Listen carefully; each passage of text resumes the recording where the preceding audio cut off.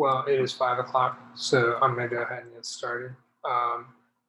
Welcome to Solar Oregon's How to Go Solar webinar today.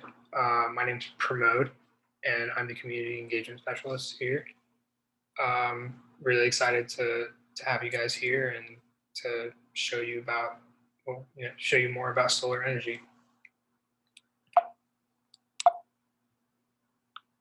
So first, let's just go over the agenda for today's webinar. We're going to go through how solar works with like the technology and the components.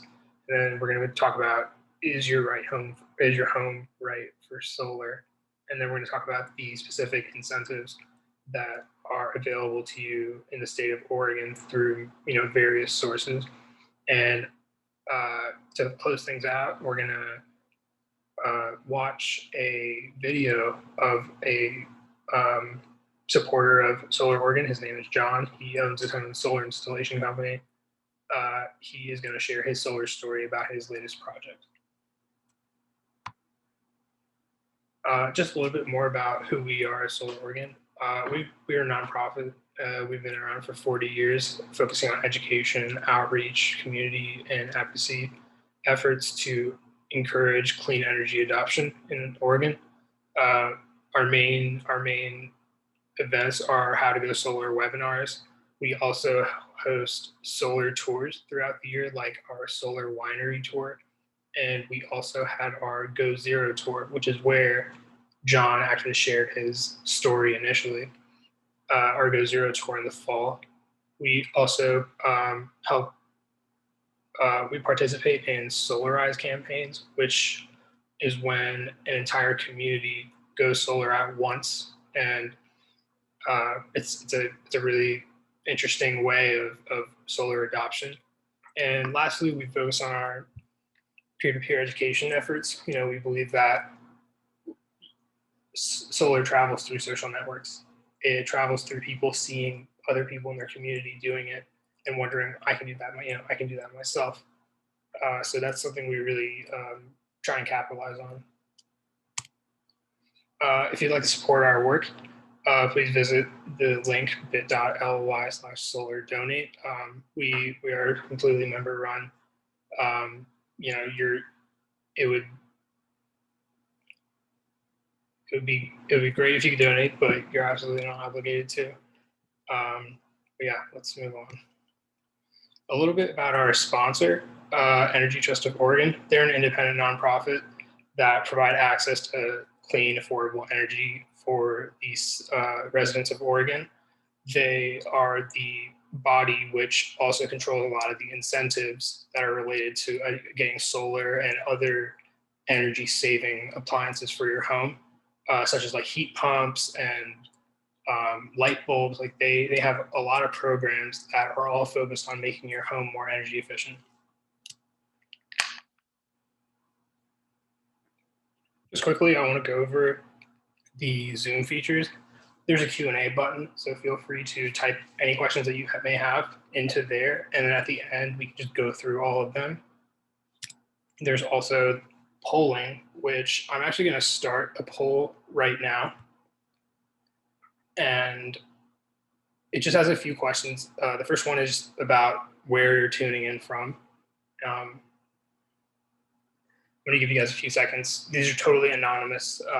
No names are ever taken. It's all anonymous, and it's just to help us to better serve our community and figure out where we are, where we're being watched.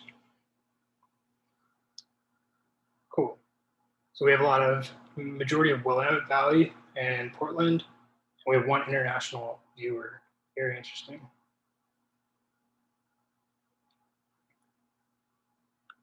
Cool. And there is a second poll. There's just a series of polls. This one is demographics. Again, it's completely anonymous. Just your age, ethnicity, gender identity, and home ownership.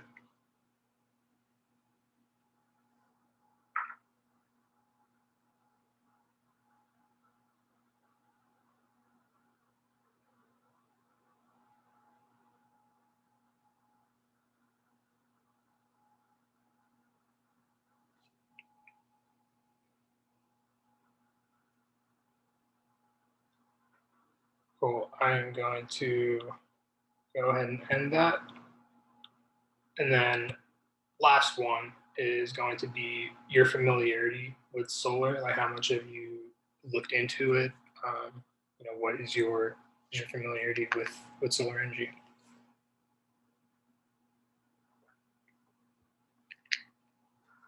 Cool.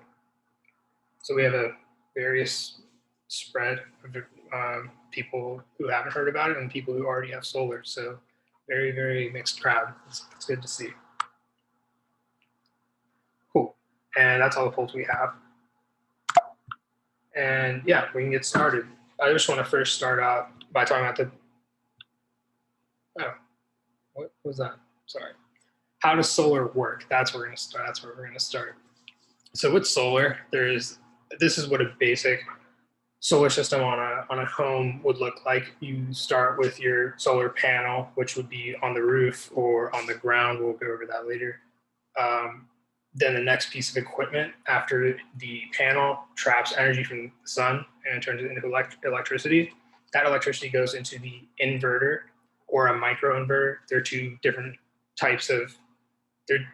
pieces of equipment, but they do the same thing, which is convert DC electricity into AC electricity. And AC electricity is the type that allows you to power your home.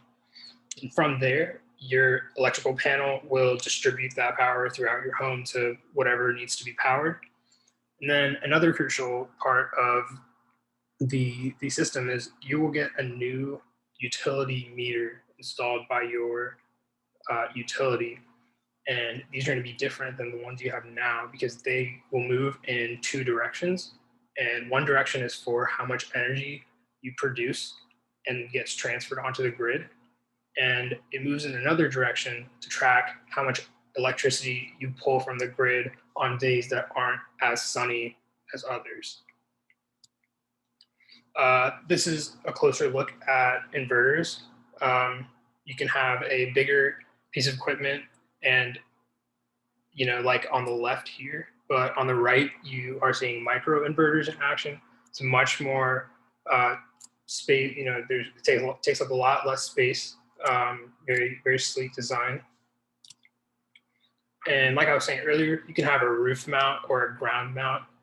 Typically, the roof mount, saves space. Nothing is usually up there. It's a good location. The ground mounts are also great, but you do need the space, and there is the process of digging a tunnel from the mount to your home with the wiring, which typically adds cost to the project. And next I want to talk about net metering. This goes back to that utility meter I was mentioning, the bidirectional utility meter that you would receive when you get solar. It tracks both ways, and these graphs kind of explain that. So in the summer, you will produce more electricity than you consume because of the sunnier days. The days are longer, and you have that green space where you've earned credit, and then your blue bar is how much you consume. But then in the winter, when you are not producing as much solar and you end up having to draw from the grid, you don't pay anything because you've earned this credit in the summer and you're just pulling from the credit.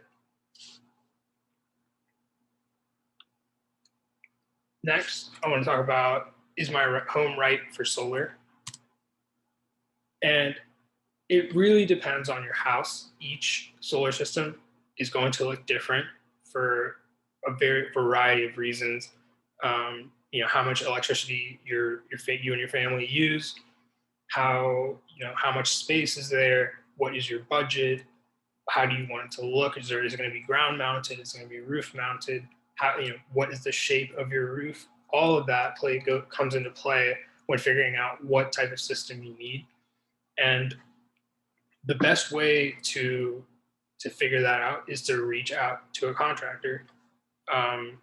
We have the Energy Trust link, which Energy Trust, I'll go over that later. But Energy Trust has a great tool for finding a contractor. Like I was saying earlier, the orientation of your roof is very important for solar. So here we're in the northern hemisphere, so the sun is always in the southern sky. And as you can see with these diagrams, panels on the south facing roof will receive the most sun. And that doesn't mean that east and west are not viable. They certainly are, but it's not as efficient as a south facing roof. Roofing material, the two most common types, which is asphalt shingle and standing seamless metal. Solar is equipped and ready to be installed on both types. In the case with asphalt shingle roofs, there is a piece of equipment called a flashing, which is shaped in that rectangular shape of the asphalt shingle, but it basically seals on under through the roof and under to your rafters.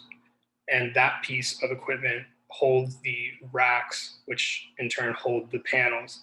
And then with standing seamless, there's almost like a clamp system, if that makes sense, that clamps onto these seams, and then racks are placed on those, and that's how the panels are held up on the standing seamless.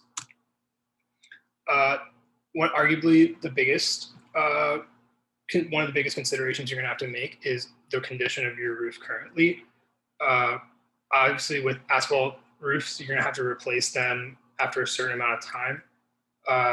And that's why Energy Trust, to receive their incentives, they require that your roof has at least 10 years of longevity left.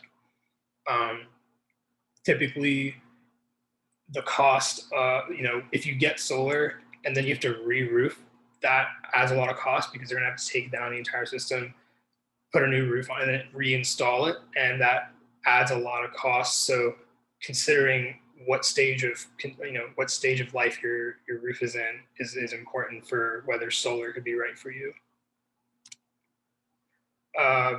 Going back to when I was talking about the trusses and the flashings, they would be connected to those bars up here. And most roofs today are equipped to have solar. In the rare instance where your inspections reveal that your roof can't support it, there's usually the contractor will apply reinforcements for you to make your roof up to code and able to hold the solar. So there is a way around it, just because your roof might be old. It's not a complete no at that point. And moving on, I want to talk about the incentives that are available in the state of Oregon. But overall, with incentives that help you with the cost, even without them, the cost per watt of solar has declined massively. Even in just the last 10 years, it's almost more than 50%, more than a 50% drop. Very, very significant. So the time to go solar is never better. It's never been better than now, because it's literally the lowest it's ever been. And here in Oregon, we have in Oregon, you can take advantage of the federal credit. That's the federal investment tax credit, which is a 22% credit that you receive when you do your taxes. 22% being 22% of the cost of your solar system. So that is one of the major, incentives in terms of getting solar. You're definitely going to want to take advantage of that. And in Oregon, Oregon Department of Energy offers a solar plus storage rebate, which solar plus storage involves batteries, which we'll get a closer look at how batteries work in our solar story, but they work with the solar system and store energy so that in the event that power goes out, your home can still keep running from the energy in the batteries. And lastly, Energy Trust of Oregon, they also offer incentives that are, contingent on your roof life, and also there are certain incentives that are income qualified for families that earn under a certain amount. Right. Yeah. So with investment tax credit, it's 26%. 26%. Oh my. It is 20. It's 26%. Um, yeah. And with solar plus storage, up to $5,000 from the Oregon Department of Energy, and Energy Trust of Oregon can offer up to 2.8K. And they do have the Solar Within Reach program, which is the income qualified program, which you can get up to $9,000 off of your solar system. So if this is something that you qualify for, it's definitely worth it. And this is a sample budget that kind of lays out what this cost would end up looking like. It's not perfect. It's not yours. It's each one's going to be each for each house. It's going to be completely different. This is just an example. So if we start with a $20,000 system, after you apply your energy trust incentive, your ODO rebate, it comes down to $18,000 with if if it's a residential rebate and you are not income qualified, it's $18,000. And for the low to moderate income residents, that energy trust incentive is actually $9,000. And then the ODO rebate, which brings the cost down to $6,000. Then you apply your 26% federal tax credit, which gives you even more money, even more back. And your final cost is around $4,000 for the low to moderate income residents and $13,000 for the standard residential rebate.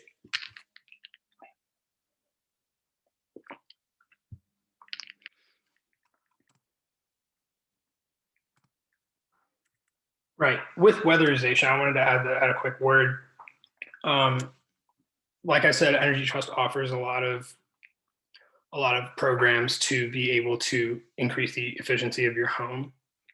And if going solar isn't really an option for you now, there are other ways to make your home more efficient. And checking out their resources on that is a really good way of finding that out.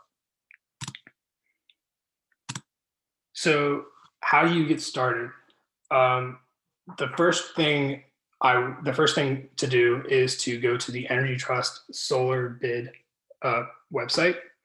And what that does is when you fill out that form, they connect you with 3 different contractors who will all provide bids to you. And these contractors they're what are called trade allies, which are installers and contractors who are vetted by Energy Trust, and Energy Trust makes sure that they are qualified and they are the ones who are eligible to apply for the incentives. One thing I didn't mention with the incentives was that the only thing you do on your end is the federal tax credit. All of the other incentives are taken care of by your installer. They will know which ones to apply for, and they'll do all the paperwork and do that process for you. The only thing that's on the customer side is the federal tax credit when you do your taxes. So going back to the trade allies, these contractors are familiar with all of those incentives, and they can, they know how the inspections work with Energy Trust, and they know how to get it done right. This is the solar bid page I was just explaining about. You get a custom analysis, you just fill out a form, and they'll get back to you.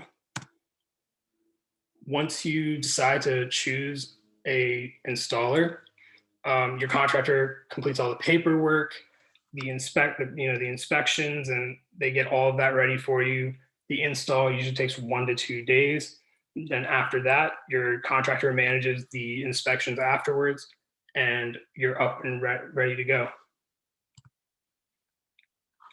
And yeah, we can move on to our solar story. And yeah, so John is a close supporter of Solar Oregon, who owns his own installation company. Let's see, I'm pulling up this video right now. Here we are. So John was on our Go Zero tour, which we had in the fall. He has this really interesting building. I love watching this video. I think this is such a cool little ADU that it has so many features that I didn't know you can just fit into that small space. But let's see. I need to enable the audio.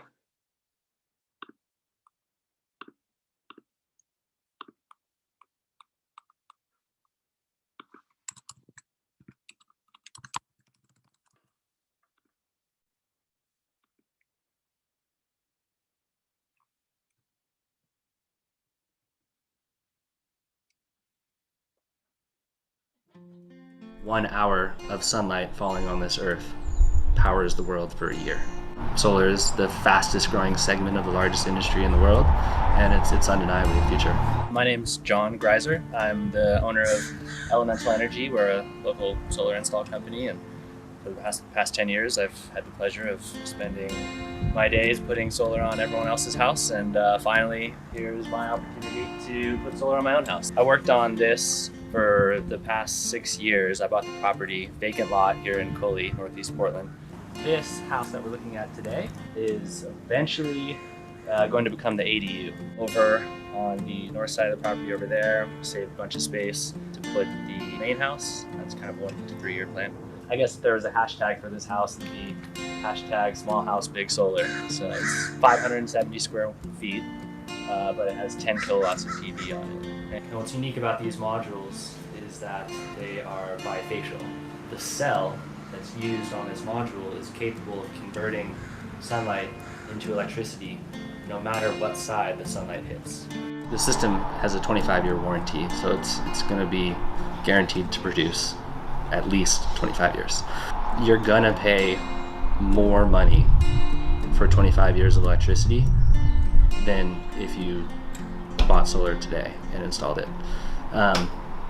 But that's a hurdle. That is absolutely a hurdle for many people. That is the one hurdle, is getting over that. But if you can clear that hurdle, it will be a good economic decision. So, and there's a lot of good drivers for reducing that cost. There's a federal tax credit of 26%. A quarter of your entire cost of that system is instantly returned to you.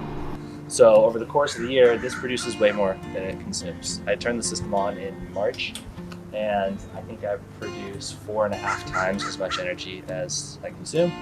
I don't have an electric car now, but I think every house should come with an EV charger. If I were to come up with a tagline for this house, it's 100% solar powered home, off-grid capable with a hot tub. To live 100% solar powered, to live off-grid, a lot of times people will think candle lights or conservation or sweaters in the winter. Definitely not hot tubs.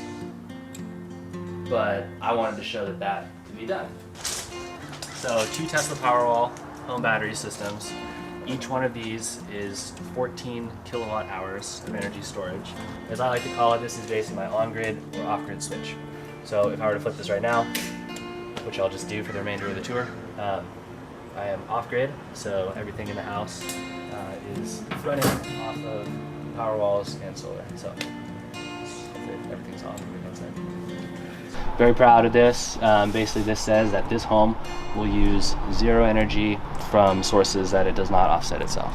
So yeah, welcome inside. So everything's working. The fan just turned on, the lights are on, so we are operating fully off-grid right now. All the electricity we'll use on this tour. It's a 100% electric house, ductless mini split heat system. There's a tankless electric hot water heater, also a radiant floor heating system. I did finish concrete floors. I ran hydronic radiant loops through the floor. We threw the switch and disconnected from the grid. And when you're doing that, so the Tesla system thinks that there's a power outage. So when it does that, you get a notification on your phone, and right here you can say, John's house Powerwall is 98% charged and providing power to your home. A lot of energy efficiency measures with the 3 inches of closed cell foam in the ceiling. The rest of that cavity plus the walls with dense pack blown-in insulation. 18-inch dishwasher and 24-inch microwave range and refrigerator. Everything's Energy Star. It's a nice compact kitchen. But this is the small kind of utility room that we have here. Now we're at the kind of the end of the tour. 570 square feet later, we're here at the side door. So I started Elemental Energy as my senior project in college. We started off on this path of just having this company as a way to get a senior project done, and I graduated. I got a job at Solar World. What I was doing in that laboratory, it wasn't make or break for whether solar was going to be adopted at a wide scale. What was going to make that shift happen was getting out there and telling the world that solar works. That's what we've been doing for 10 years. We work on residential and commercial and off-grid and you name it. You know, the sun falls on every corner of this earth. It is the one true, infinite, and renewable resource that is replenishing what we have on this earth every single day. And it's accessible to everyone on earth. So how could you not move towards that future with everything you had in you?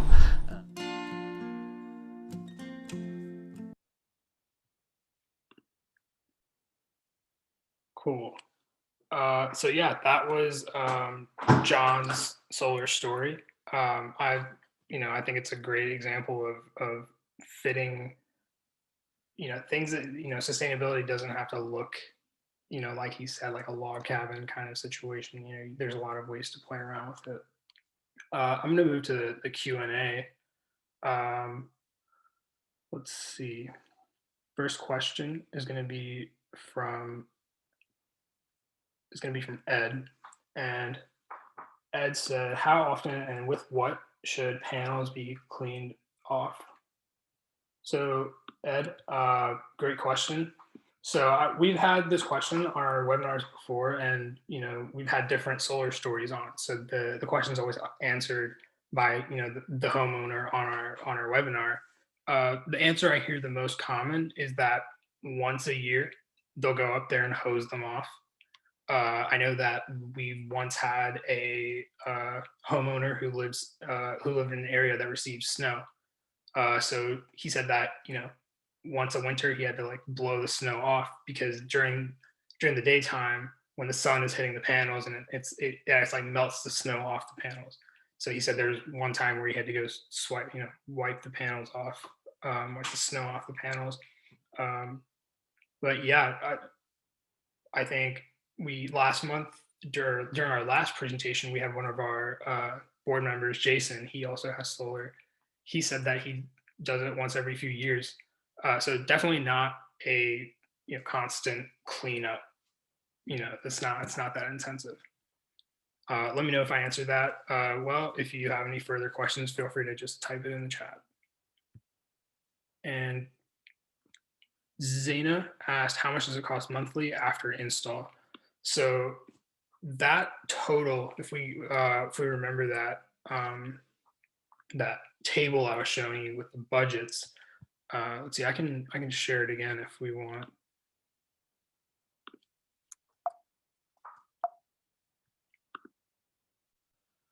Let's see.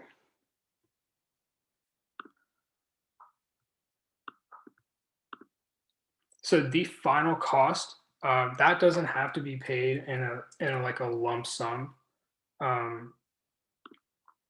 It can be financed and paid in installments monthly. I know I've heard a lot of different numbers based on like how big a person's system is, like how many incentives they receive. But I would have to say it's around, I want to say around $100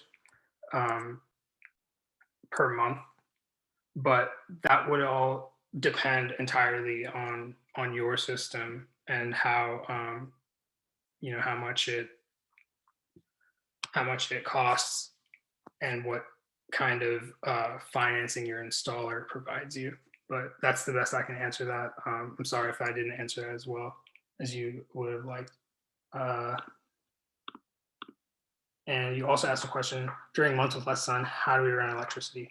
Right. So that goes back to that net metering concept where you have that bidirectional meter that measures when you pull from the grid. So if you're not producing enough solar to run your house will pull electricity from the grid, and your meter will calculate that.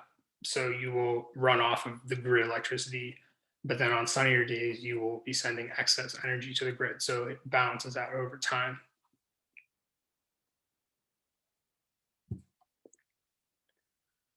Next question from Sachi is PGE is my energy provider, but I live in unincorporated Washington County near Forest Grove. Are there any restrictions around home location? Can you get solar installed in rural areas the same as urban areas? Great question. The answer is yes. So what would help you figure that out is on Energy Trust's website. There is something called their territory map, and that territory map is a map of Oregon where it shows all the areas where Energy Trust works and they can provide incentives. I know for a fact that to receive incentives from Energy Trust, you have to have PGE, Pacific Power, or Idaho Power. I think those three utilities are the ones that Energy Trust works with. So since you have PGE, I think I want to say that yeah, you're going to be okay if you're in a rural area. Like I think that shouldn't be a problem. We My colleague Kate focuses a lot on um, rural solar projects, especially ones that deal with agriculture. So we've seen it before, and I definitely don't think it would be a problem for you. But just to make sure, I would check that territory map, which I can put a link into the chat in a second. Cool. Next question.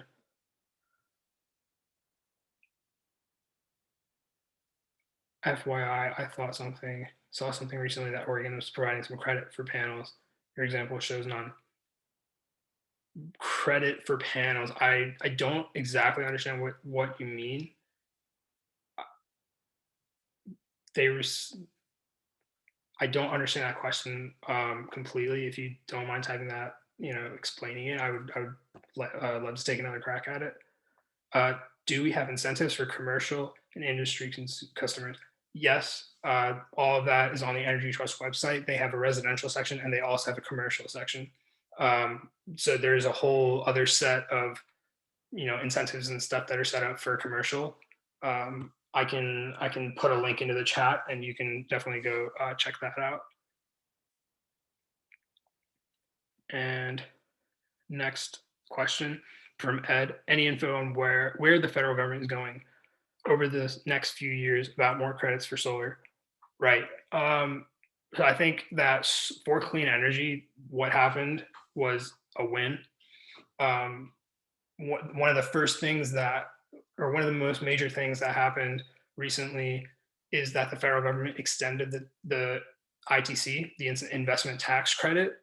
Initially, it was supposed to run out, like 2021 was going to be the last year it was going to be there, but they extended it for 2 more years. So now the rate stays at 26%, and then 2022 it goes down to 22%, and then it goes down to 10, and then it's gone.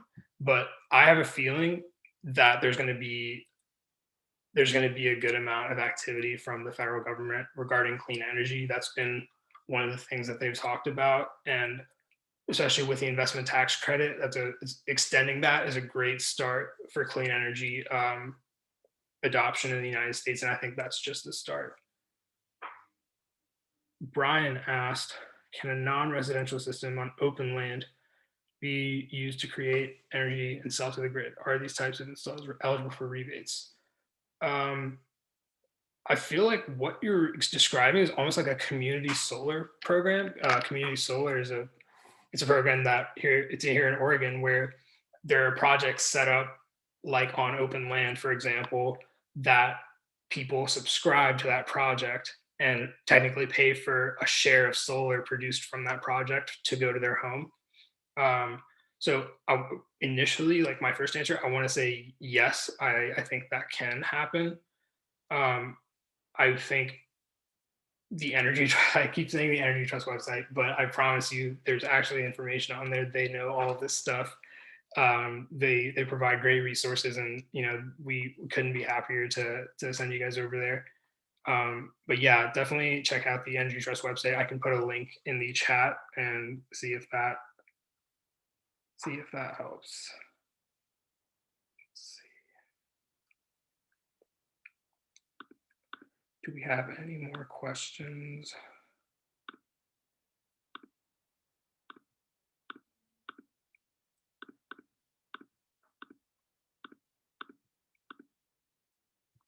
No, I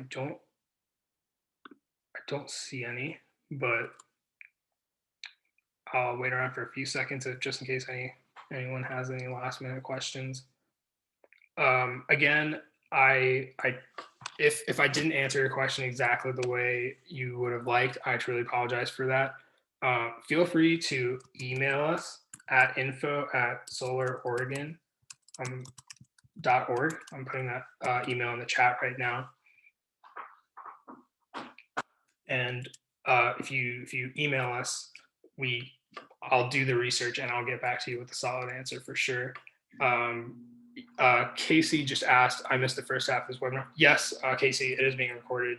It's going to be available on YouTube tomorrow. Just our YouTube channel is Solar Oregon. So yes, it will be recorded.